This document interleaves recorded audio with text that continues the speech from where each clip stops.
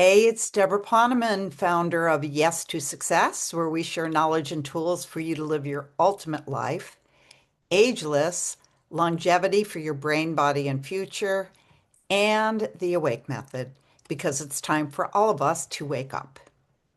So last week I shared a repeat of a vlog I did about 7 months ago about my friend Erica Chopich's amazing book, Real Angels Don't Have Wings, where she shares the profound knowledge she received from her master teacher, who is no longer in a physical body. I didn't create a new vlog for you last week because my dear friend of almost 54 years, named Linda, had passed away, and I just wasn't in the mood to create a new video, but I promise I'd create one this week and talk about friendship and tell you a little bit more about Linda.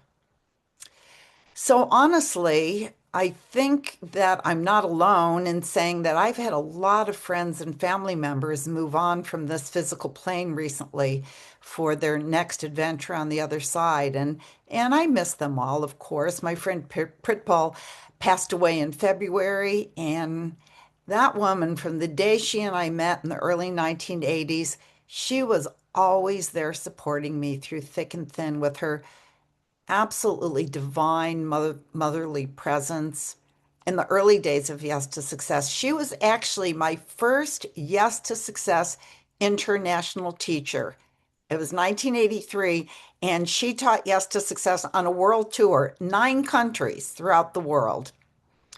And then my gorgeous sister-in-law, Barbara, passed away in April. Barbara was my friend for over 50 years. In fact, she was my friend for over 10 years before she became my sister-in-law when I married her brother. And she had one of the purest, most giving hearts of anyone I have ever known. And today I'm going to talk about Linda. In 1971, about 1,000, I think it was about 1,200 of us actually, a bunch of 20 somethings, although I was 19 at the time, we descended upon the beautiful beach resort town of Majorca, Spain, at the end of December to study with the great master Maharishi Mahesh Yogi and become teachers of transcendental meditation. The TM movement rented all the hotels along the beach, which were usually shut down for the winter. And we were there to become teachers so that we could not only advance our own spirituality and our commitment to reaching higher states of consciousness, but we wanted to become teachers so that we could spread the teaching to as many people as we possibly could to further the message that life is here to enjoy and to further the cause of peace in the world. Marishi was with us every night and during the day, and there's Ranger back there who's also with us. And during the day, we stayed in our rooms and meditated for 8, 10, 12 hours a day, depending on when we got up. Sometimes we would take a break for a walk or to read the Bhagavad Gita, but we would go out for meals unless we chose to have them delivered to our rooms, left outside our doors, so as not to disturb our meditations. But one day, I don't know why, but in the middle of the afternoon, I decided to walk over to the dining hall. Yes, this little boy is definitely usurping my talk here today, but I remember it like it was yesterday because Mari, she wanted us to dress conservatively. Suits for the men, dresses for the women. He wanted us to look acceptable in the secular world so we could reach mainstream people with our not so mainstream message and not show up looking like the hippies that we actually all were. And then, put an immediate barrier between us and our target customers. But this particular day, I walk into the empty dining room, and all the way at the other end, I see this absolutely beautiful woman glowing with long, radiant blonde hair. And I walked over as the sun from the big picture window shone down on her as she sat with her feet up on a chair in bib overalls and a blue flannel shirt reading Raina Maria Rilke. And I thought, I want to be best friends with her for the rest of my life. And that was the day over 54 years ago that our friendship began. And after about 5 months of teacher training, I went home to Chicago, and ever the seeker of knowledge, Linda stayed on for another 2 months to be part of what was called the Vedic Studies course. When she was done, of course, she came to Chicago, first visited her home in Red Oak, Iowa, then came to Chicago, and we got an apartment together, and we taught TM full time. And then when Marishi suggested that I go back to school, she already had a bachelor's and a master's and then got two more. But I didn't have my bachelor's yet, so I was accepted at Washington University in St. Louis, and she moved with me there, where we continued to teach TM, she full time, me part time. But the thing about our friendship is, I can't say, and we were always there for each other through thick and thin and any of that flowery stuff, because our friendship was so beyond needing to be there for each other in the relative world. She was a true soulmate in this lifetime. Yeah. I mean, she was my maid of honor at my first wedding, and I held her hand through her first wedding. And we lived together not only in St. Louis and Chicago, but LA and Fairfield, Iowa. And we got into more mischief than I could tell you about in this blog. And we were famous for that. And we could go for years without seeing each other or even talking as our paths diverged. And she continued to teach TM, and I immersed myself in raising my kids with husband number two. But it didn't matter one bit because our souls were so connected.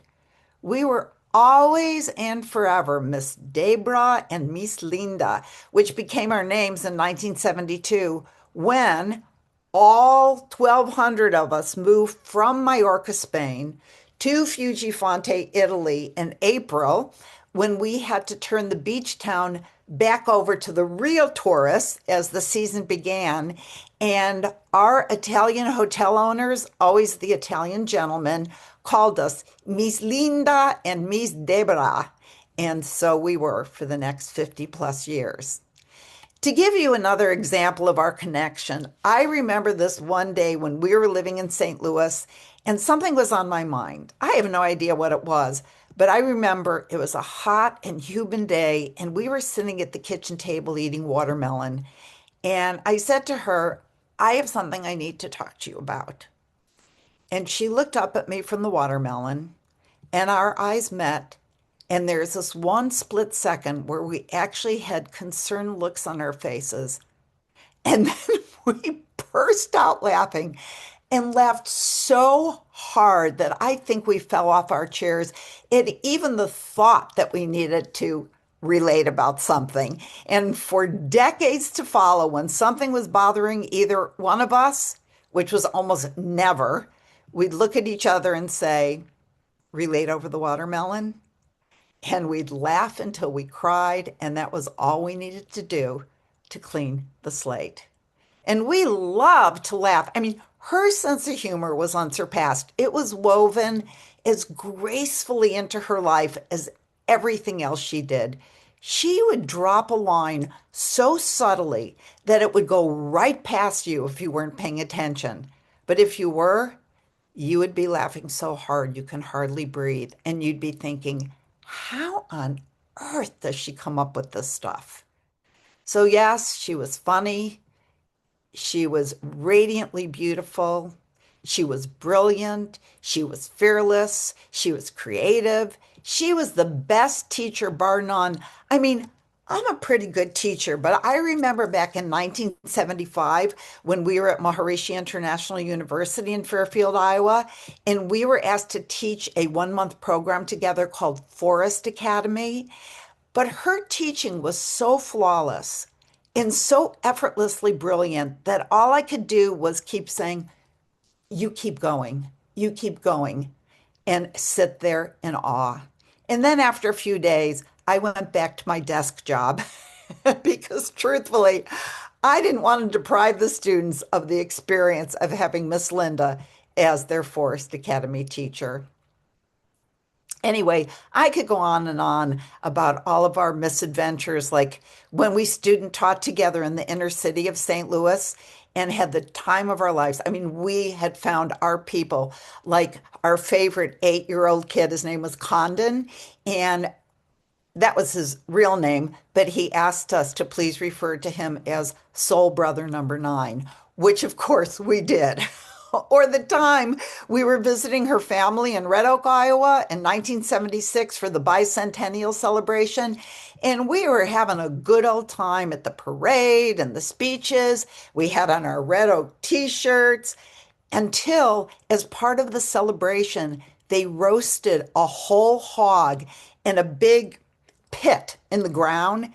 And we were dyed in the wool vegetarians. And oh my God, the smell. No one else seemed to mind it. But once again, we looked at each other as we happened upon the whole hog pit.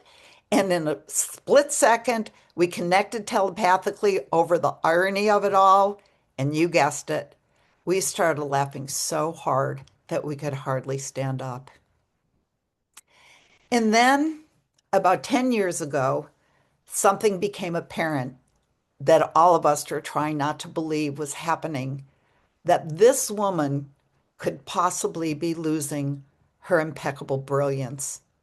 Personally, I beg God for it not to be true. Not Miss Linda, not the coolest cat on the planet. It can't be, but it was. And as the years went on, people say she slipped away, but I absolutely know that she was still Miss Linda till the day she went to heaven. I know when I walked in, she knew me. And you know the most incredible part of this whole story? It was her husband, Mario, who took care of her every day, 24/7, with more love and caring than I have ever seen a human being give to another. And when we would say to him what a saint he was, he would have none of it. Not in a martyr kind of way. That would so not be Mario. He just said it was his greatest honor to care for her, to feed her and dress her and wheel her out so that the sun could be on her face. She loved that, just like the day when I saw her 54 years ago in Majorca, Spain, with the sun shining down. And he loved her so much, and not in a hearts and flowers kind of a way, but with the most genuine, natural love until the day she went to heaven. He never complained, never. And although he had a lot of responsibility in the TM movement that he had to give up, especially the traveling, and he was a very cherished and respected teacher, and he put it all on hold. I don't know if he's going to pick up where he left off. I kind of doubt it because he and Linda were a team. But even about that, he never complained. And finally, I just had to believe him because I saw it with my own eyes when he would say to me, Deb, I love taking care of Linda. So thank you for letting me share with you a little bit about Linda, although words could never, ever capture who she is, who she was, and her light like no other. And Mario's too. So in Linda's honor, may we all carry a little more grace, a little more laughter, and a deep appreciation for the miracle of friendship and all the watermelon moments. And know that even when paths diverge, souls remain linked beyond time and space. What Linda's shown me, what every friend who's moved on has shown me, is that love doesn't end. It just transforms. I know she and Barbara and Pritpal and my friend Cece and Farber and all my other friends on the other side, they're still with me.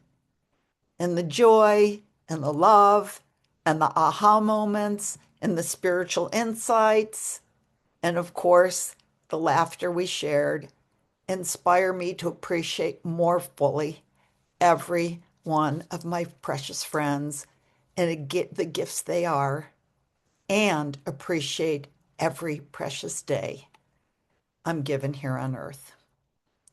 So that's my story. Thanks for listening, and I'll see you next week. Bye for now.